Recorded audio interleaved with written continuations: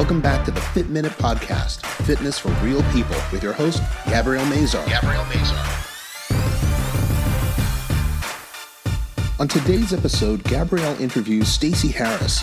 6 years after undergoing a drastic weight loss surgery, Stacy has managed to keep the weight off and change her lifestyle, but she's determined to let people know what happens after surgery.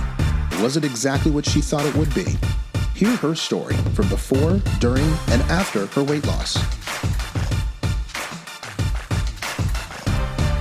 And now here's your host, personal trainer and stretch therapist, Gabrielle Mazar. Welcome back to the Fit Minute Podcast, Fitness for Real People. I'm your host, Gabrielle Mazar, and on today's episode, I have Stacy Harris, and we are going to discuss the before and after of weight loss surgery. Welcome, Stacy. Thanks, Gabby. It's awesome to be here. Yeah, I'm so excited that you're coming on talking about this because I've seen a lot of clients that have been through it or are thinking about going through the weight loss surgery, and I wanted to start with the mental part of it. So tell me a little bit about your history and issues with your weight and the mental aspect of weight before the surgery, before your decision to get weight loss surgery. Well, Gabby, I've struggled with weight loss and gain since my early adulthood. I had gained and lost between 80 and 110 pounds 6 times in my life before I ended up coming to the decision to have the weight loss surgery. I had always been able to get it off, never been able to keep it off, mostly because I didn't deal with all of the things that caused me to use food as therapy. So I didn't deal with the addiction and never got to that place where I could continue a healthy lifestyle. I would get to that weight and the emotional issues still existed. So finally, almost 6 years ago, I ended up opting for weight loss surgery because I was having some serious health issues that came along with having gained and lost the weight and carried it for so long. What kind of things did you do, with yo-yo dieting? What kind of diets, what programs, what kind of crazy thing, like the cabbage diet or cabbage soup diet, or, now there's like the celery cleanse or whatever. So tell me a little bit about the things that you did to lose the weight initially. You name it, Gabby, I tried it. I did everything from when Oprah Winfrey lost all her weight on OptiFast, I was at the hospital finding a doctor who would put me on. It was MetaFast. Right. Same thing. I fasted for 6.5 months on nothing but the protein shakes. Oh, Lord. Lost 118 pounds, felt amazing. Then I had to learn how to eat again, right? And the problem with that program was nobody teaches you how to go back to eating solid food. Right. If I would have stayed on liquid diet, I'd probably still be thin. To and Weight not Watchers. Healthy. No. Well, I mean, it provides the essential things you need to survive, Yeah. but no, not healthy, not thrive, just survive. Yeah. So if there was a diet, I didn't do most of those extreme ones, but I did Weight Watchers, I did Slim Fast, I did Nutrisystem, I did MetaFast, you name it, I did it. I even did the healthy 1,200 calorie a day, lots of exercise thing. I mean, at one point in time, I was teaching aerobic classes and dance classes and feeling great. But again, if you don't deal with the issues, at some point you start using food for comfort again. Can you tell me why you just said the healthy 1,200 calorie a day thing? Well, because at one point, and you had to be in that era, most doctors would prescribe a diabetic diet. And for major weight loss, it was 1,200 calories a day, low carb, And why would that be? That's what they felt you needed to burn to lose the optimal 2.5 to 3 pounds a week. To be in a calorie deficit. Right. Right. Thinking about, what you said, I mean, that 1,200 calories a day is not a lot. No, it's not. It's very, almost very little. starvation. It's almost starvation. And so I think it's funny that you said those words. That was very interesting to me because that's something mentally that we don't get over, because all of these things that are fed into us about what is healthy really is not healthy. So you are doing all these different diets, not you specifically, but just in general, okay, let's talk about 100 different types of diets. Atkins, Herbalife, Isogenics, Red Mountain Weight Loss. So you've got the HCG, you've got everything under the sun. And don't forget things like phentermine. Phentermine, yeah. I mean, so that you're doing all these things, and it's like, oh, this is healthy, this is healthy, this is healthy. Eat eggs, don't eat eggs. Eat red meat, don't eat red meat. Drink milk, don't drink milk. It's like you're fed so many different things. So the confusion is on what is healthy and what is not. But what is most healthy is consistency and moderation. Moderation is key. Moderation is key. Well, and to contribute to all of that, Gabby, I did often go through my doctors for these things. Right. And you know, I know different now that I'm older and wiser, but you kind of are brought to a sense in life that if the doctor tells you, it's gospel. Yeah. If the doctor says what you need is 1,200 calories a day, and I don't want you eating this, this, and this, but I want you doing this, then he must be right because he's a doctor. Yeah. And now I know that doctors all subscribe to different theories about health and nutrition too. Tell me a little bit about what led you to your decision to get the weight loss surgery. I know you said that health issues was one of the driving forces. Right. I was starting to have some issues with just blood pressure. I have a bad knee. I still do, but it was very bad, and the weight was making it much worse. Couldn't have knee surgery until I lost quite a bit of weight because it's non-productive if you do that. Blood sugar levels were starting to rise. There were just a whole lot of things going on in my body. And I would love to tell you, Gabby, as I sit here, that those were the reasons.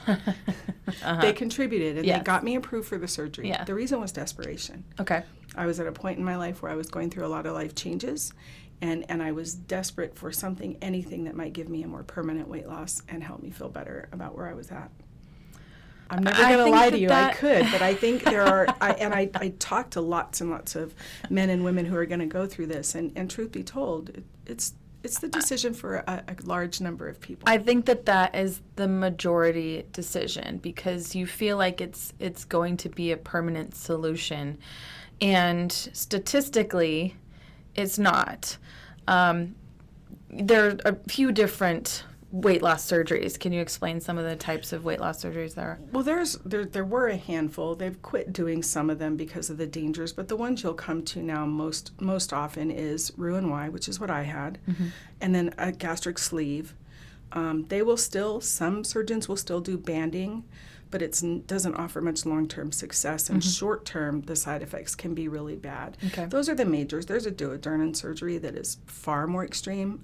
I don't think, at least the surgeons I talk to, I don't think anybody's really doing that anymore. And what are the differences between them? So in Roux-en-Y, they actually, everything is reconstructed. Most of your stomach is reduced.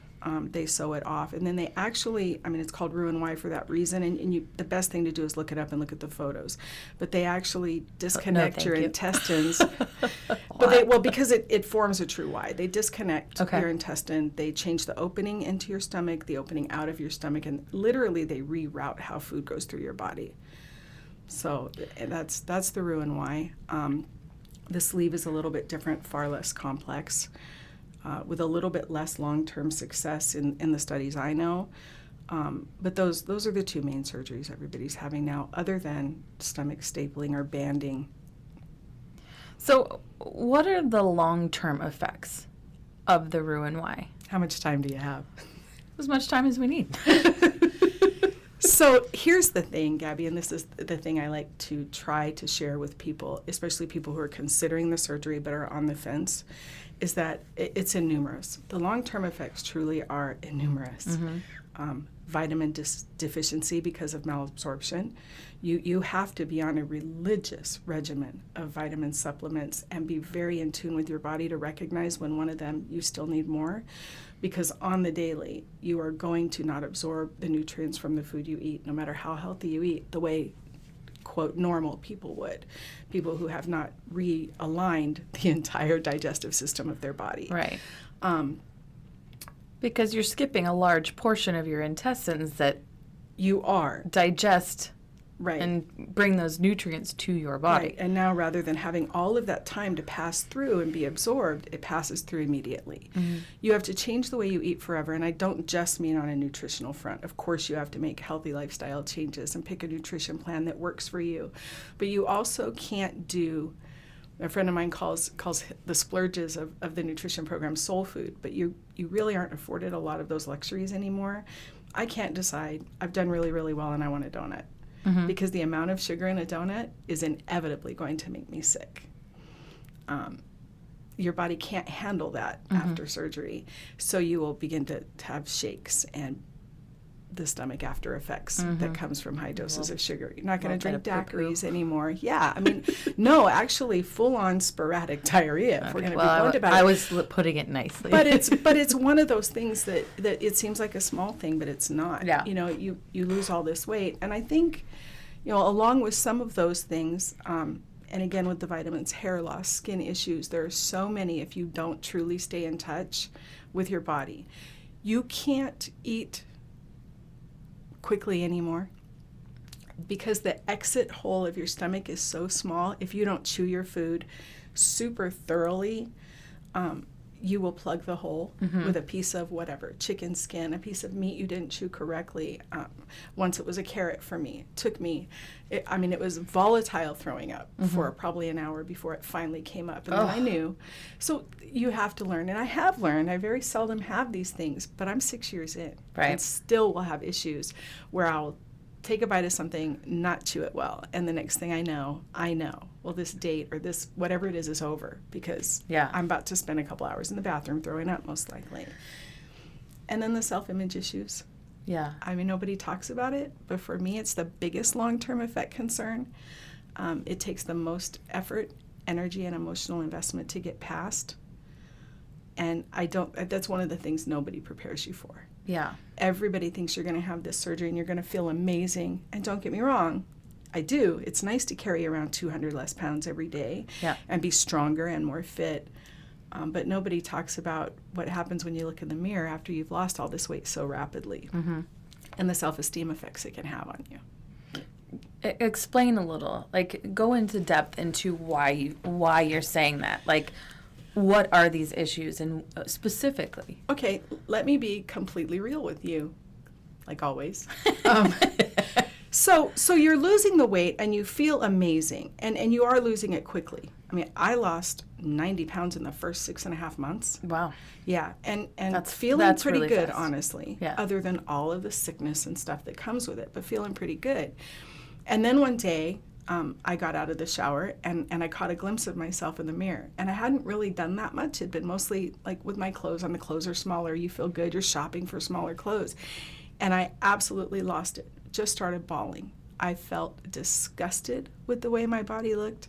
I was not prepared for the amount of skin sag and cellulite pockets and just the things that come. I was exercising, doing everything I was supposed to do according to the surgeons and the counselors, but I hated my body image. I felt far less comfortable in my skin than I had as a big woman because I was a big woman, but everything's filled out. You see a large person. You don't see something that, I don't have another word. My reaction was, this is grotesque. Yeah. It's a killer for your self-esteem on some level because you think, oh, I did this thing that was good for me. I'm trying to eat right. I'm exercising. I'm losing all this weight. But now I am far less likely to want someone to see me naked than I was when I was 200 pounds overweight. It's a big deal, and nobody talks about that effect on you.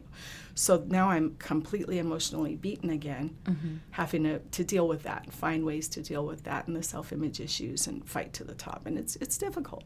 Well, and you've actually had the skin removal surgery in your stomach. I did. And just go into that, like, how was that? It's very painful. It is painful. It wasn't quite as bad as I expected it to be, I won't lie, but it's painful and it's expensive. And let's face it, no surgery is great for your body that's elective. Yeah. We're just being honest. Great for your self-image, but not great for your body.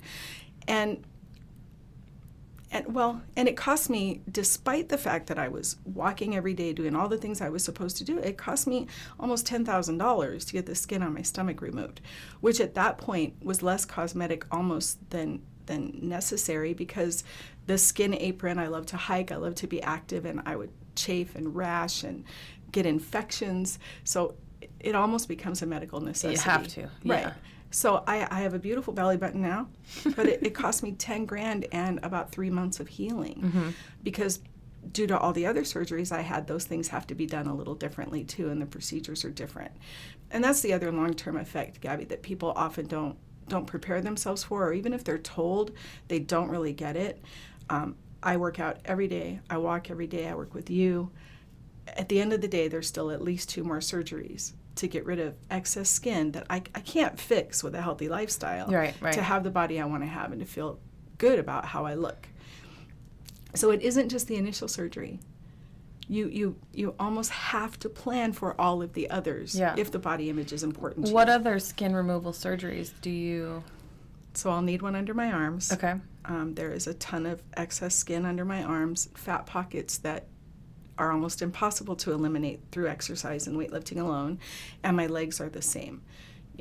I'm almost at a weight I'm comfortable at now, but the excess skin, they took off, Gabby, about 15 pounds of skin from my stomach. You were reading my mind. About 15 pounds of skin from my stomach. They estimate there's an additional 8 to 9.5 pounds of excess skin on each thigh. Yeah, it was on each thigh. Each thigh. And that's not including the fat that they would take out.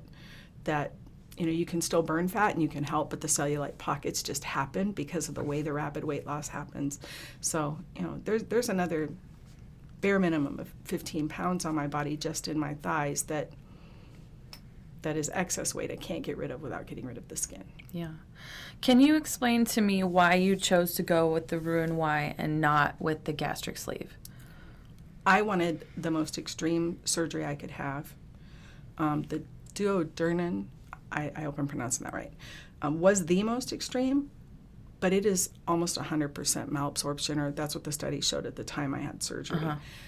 Mine was a little less malabsorption, and studies prove that through taking vitamin supplements and making sure that you stay on top of that, you can stay healthy nutritionally. But it was also more extreme. It offered the longest term weight loss. And if I was going to do it, I didn't want to do something that might be a quick fix. You look at banding, and the sleeve, not so much now. The sleeve results have improved in the last handful of years, but the results long term were just not as good. So from the very beginning, Gabby, there's a 15% chance of non-success from a weight loss surgery, even at the onset. Because if you don't go home and do the things you need to do, you will force your body to accept to not lose weight or to gain it back super quickly. What do you have to do immediately after the surgery? What is the process after that? Try not to die.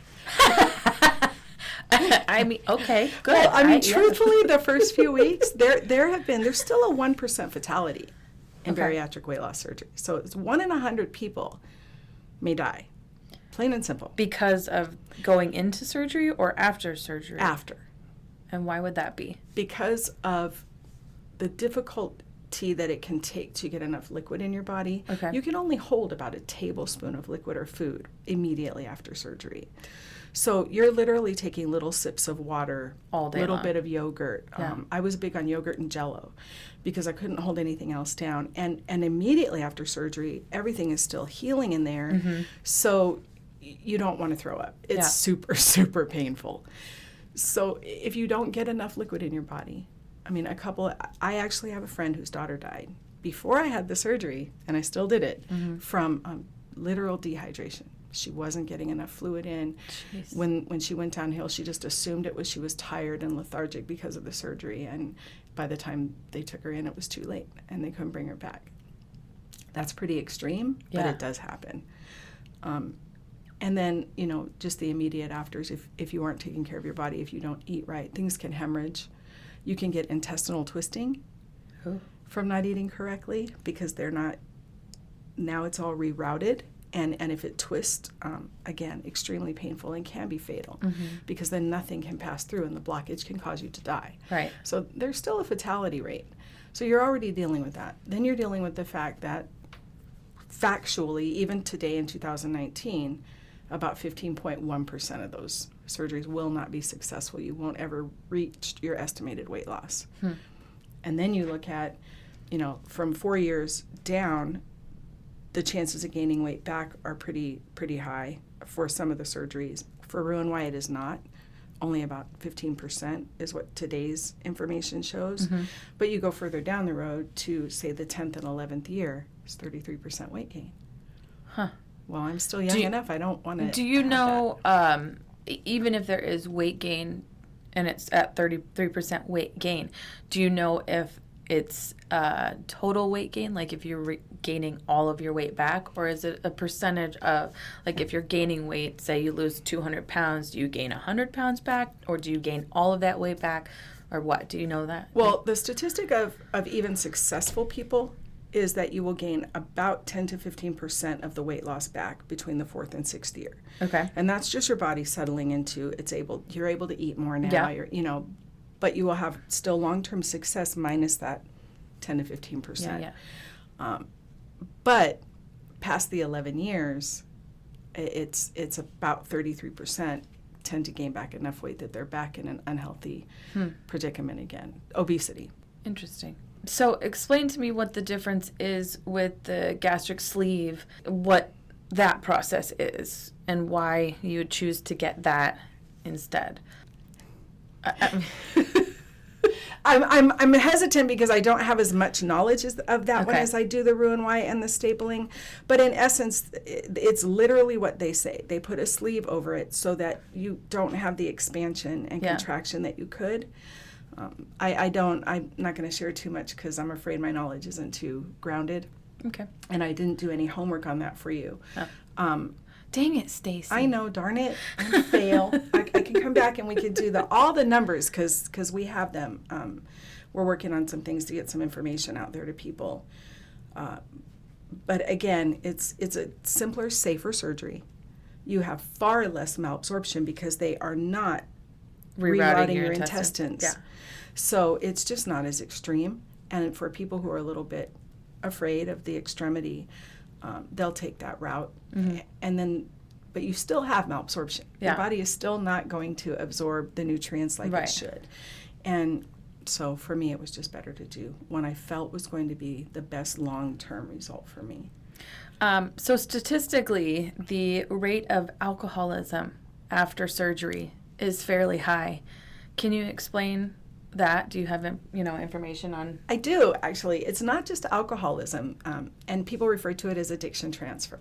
Right. Opiates as well, because guess what they give you when you come out of the hospital after surgery? Oh, yeah, painkillers. Yeah, and I had the best. Mm-hmm. I mean, I was on the morphine diet for the first 2 days. Fortunately for me, I hate that feeling.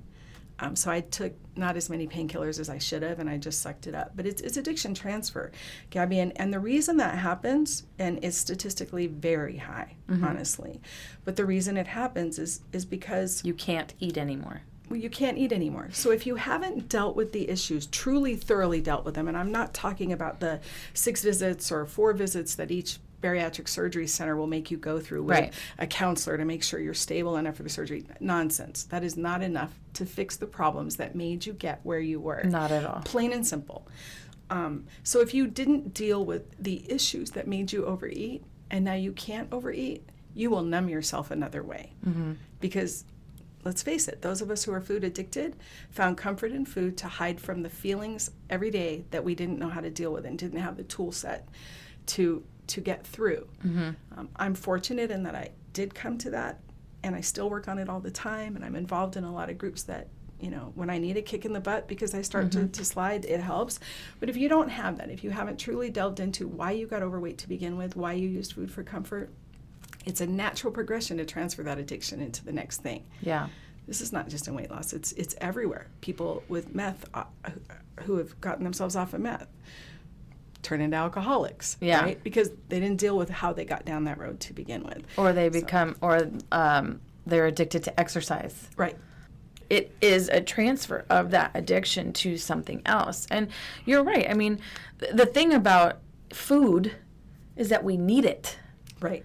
So it's very difficult. I mean, it is a very, very hard thing to process because you can't live without food. Right.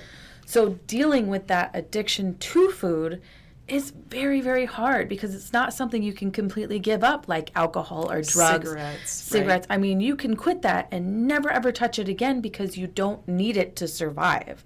You need food.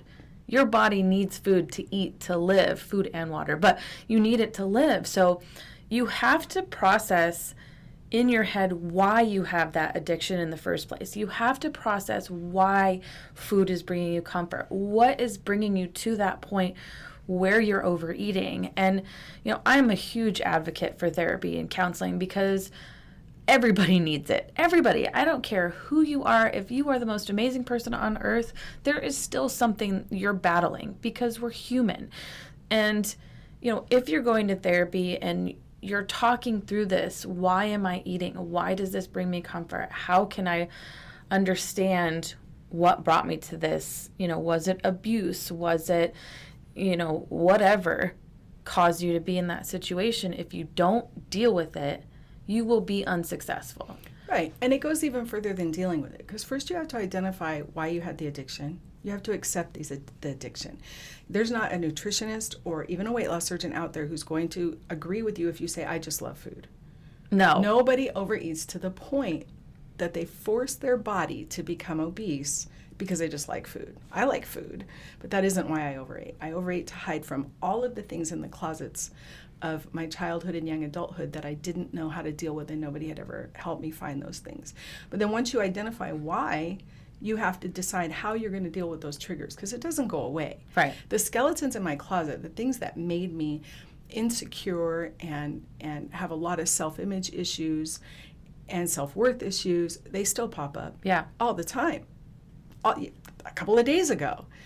But I now have the tools to know what I want to do when those things are triggered and how I want to deal with it. Mm-hmm.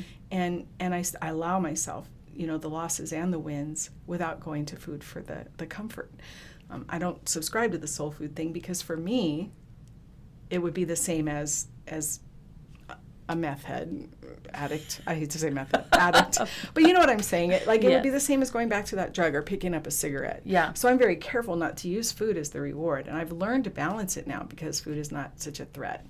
But it's a lifelong process, Gabby. I still work on it every single day. It's never going to end. Well, and I think that that's something you don't think about when you decide to go through the weight loss surgery. I think people think it's going to fix everything.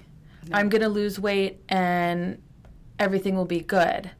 Because they presume that the minute you lose weight, you'll feel better about yourself. Right. And that's going to give you all that self-esteem back. No, it's not. You were thin when you started overeating. Everybody was. At some point, they were thin and healthy, and then they started overeating. So you get thin if you haven't dealt with those issues. You're going to again. And then the problem is, and this is what I want to drive home so much, is now you have all the extra issues. Right. You can't eat like other people. You can and you learn to, but initially you can't socialize with other people. You can't just have a pina colada because that sugar is going to make you sick as a dog. Mm-hmm. You can't drink most wine. What's everybody want to do now? Get together with the girls and have, bruschetta and wine. No, that's not going to work for you. You need to find something that will be easier on your body. But also the fact that you may, and I want people to be prepared for this. It's something I'm working on really hard. You may hate your body more once you lost the weight. Mm-hmm. So if it can add to your self-image issues. Yeah. If that's one of the reasons that you were overeating to begin with, you have to be prepared for that. Nobody tells you that because nobody dives far enough into why you got where you are to begin with. Yeah. Well, I think, people look at other women or men that are thin and healthy, and what you don't see is the issues that they're dealing with. Just because they're thin and they look good to you doesn't mean that they don't look at themselves that way. So you can look at somebody that's thin and, they're thin and it must be so easy for them, but then they look at themselves in the mirror and see that flabby underarm or, the bra fat or the waist hanging or your muffin top, and you don't see what that person is dealing with. Right. And maybe they're not dealing with a weight issue, but they're dealing with something else. So everybody has something, and you can't compare yourself to other people and think, if I'm thin, everything will be better. Because it won't. Because it won't. And if you don't have the self-confidence, that still resonates. You Absolutely. think being thin will get you further in your career. It will find you the man of your dreams. It will do. No, it won't. Not if you don't believe in yourself. Yeah. Because all of us know if you don't have self-confidence, none of those other things are going to come either. You've got to believe in yourself because that's where it starts. Yeah. When you find yourself beautiful, other people will too. But everybody thinks that the weight loss surgery and that immediate 100 or 200 pounds, it's 200 pounds for me. But it didn't change who I was. A whole ton of self-work changed who I am. Absolutely. And it continues all the time. And it will continue for the rest of your life. It's something you will have to understand and know forever and work on forever. We're constantly working on ourselves. I mean, if you think about it, it's not like you do something once and never do it again. You know, like, oh, we're going to work out once and then you're fit. Life doesn't work that way. Things don't work that way. You are constantly working on something, a job. You go to work every day or 5 days a week because you're constantly paying bills and you want a house and you want a future and a retirement. That's something you work on your entire life. Why is it different for your mental health, for your physical health? I mean, it's so funny to me that people separate the two. Like, I'm going to lose weight and I'm going to be happy. Okay, well, you have to think about, like, you're going to lose weight. Yes, when you have this surgery, you absolutely will lose There's no weight. way you're not going to lose weight. But you are going to be working on that for the rest of your life. Yeah, and possibly a lot harder than you would have if you'd taken other avenues. Yeah. I think the thing is, too, is that and every surgeon who has you prepare for weight loss surgery will force you. They'll make it mandatory that you lose a certain amount of weight. For me, it was 25 pounds. So here you are, you've lost 25 pounds on your own, probably eating well and exercising regularly, but you're going to go ahead and go under the knife. Yeah. So I think that my thing is, and I tell women this all the time, mostly women, because I talk to men as well about this, and we're trying to build some ways to get out there better, but is if you're doing it to be thin, don't do it. If you have to do this because you need an immediate improvement to your health, go ahead. But if you're doing it because you want to be physically and nutritionally more fit, It's the wrong reason. right, because you can do that. But you have to figure out the reason why you got there first. And will it be as fast? No. But I promise you, with all that I have, the results will be more satisfying than what I have, having lost it all in 2 years, year and a half. Yeah. Because what I was left with, the ramifications, the scars, are far more difficult to deal with than the times I had lost it but was far happier with my body because I lost it slower. Yeah. Again, if you can lose that 25, they're going to make you lose to get the fatty liver down in the 4 weeks before surgery. How much more do you have to go? Because if you only have 150 pounds to lose, You're already, what is a that? sixth of the way yeah, there. Yeah, sixth of the way there. Right? Right. 1/6 of the way there. Yeah. So I think people should weigh it and ask themselves truly, have you looked at the reasons why you got there? And have you dealt with them? And do you have the tools for when they pop up again? Because if you don't, this isn't going to change your life. That's deep, Stacy. But it's true. It's true.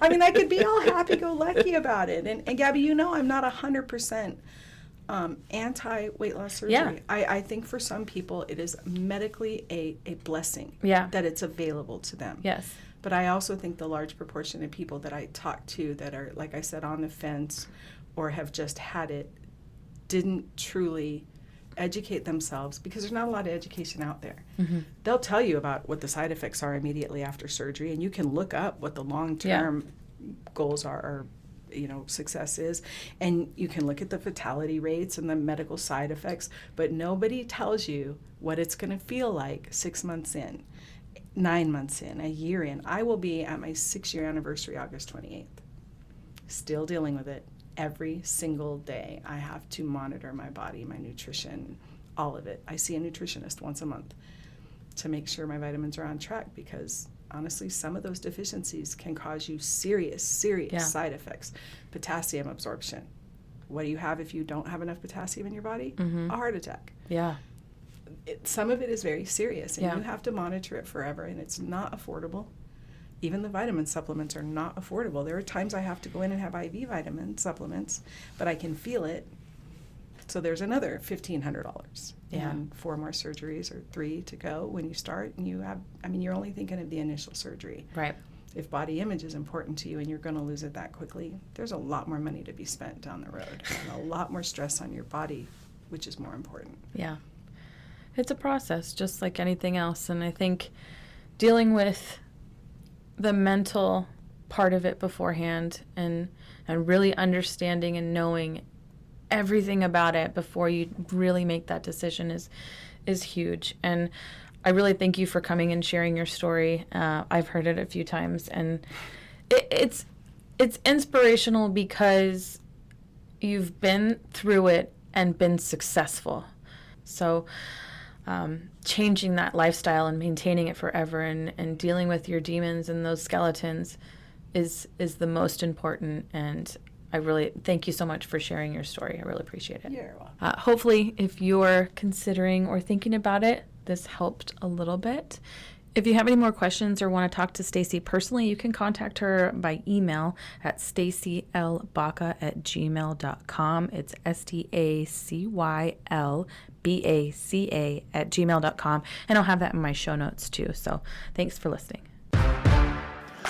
Thank you so much for listening to the Fit Minute Podcast, Fitness for Real People, with your host, Gabrielle Mazar.